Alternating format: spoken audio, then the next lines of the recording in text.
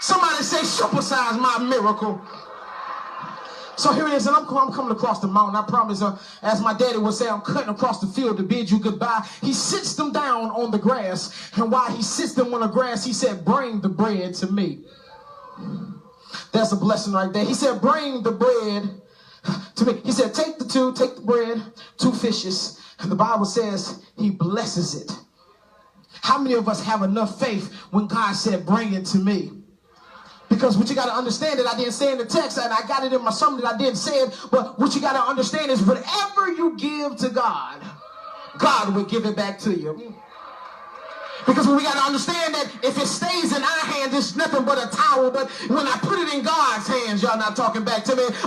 If I keep my marriage in my hand, it'd be arguments every night. But when I put it in God's hand, he'll make everything all right.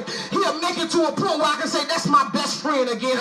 Baby, I love you. I can't wait to get home. But as long as I keep it in my hands, if I keep my finances in my hands, I'll still be struggling. But when I put it in God's hands.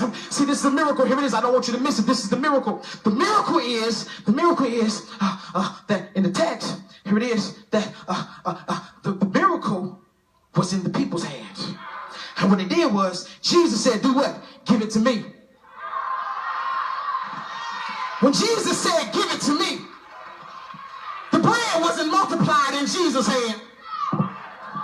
Church folks don't know when to shout. The bread was multiplied when he put it back in my hands. Is there anybody here that understands when God is going to give you something, he's going to give it back to you, pressed down, shaking together, running over? Is there anybody